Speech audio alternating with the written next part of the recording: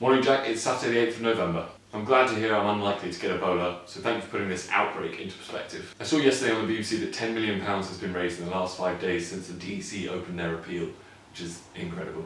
As far as your recommendation to become an organ donor, I'm already there.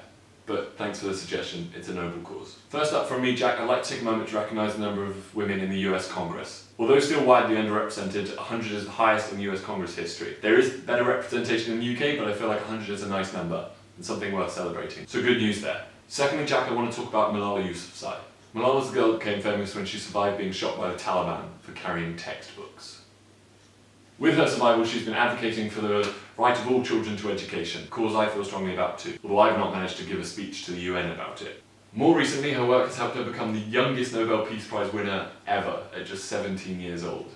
After winning, Malala announced that she was going to donate the money to help rebuild damaged schools in Gaza. Now, I don't know that it's news that a Nobel Peace Prize isn't using the money for themselves, but it's still good to hear. As I said, Jack, education for all is something I feel very strongly about. In 1988, when they opened their first school, Care Pakistan registered 250 students on their very first day.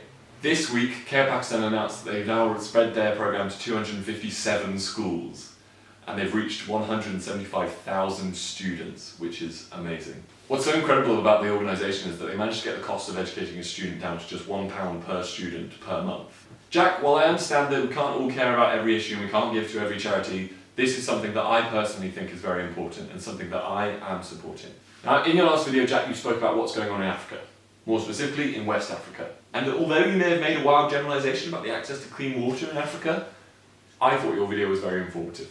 On the other side of Africa, in Kenya, a law was passed this week to provide better support for victims of human trafficking. The Victim Protection Bill can provide a place for food, safety, medical equipment, police protection and support. I can't ever imagine being in this situation, but I would guess that victims of human trafficking are incredibly terrified of escape and also of reporting their traffickers. It can also be the case that even if they do manage to escape, they often lack so much support that they willingly return to slavery. Human trafficking is a huge problem, not just in Kenya, but it's great to see the country take a step forward towards solving the problem. Now, Jack, my final piece of good news is that the mighty Cherries, AFC Bournemouth, are currently sitting at the top of the championship table. At least they were when I filmed this. Jack, I'll see you on Wednesday.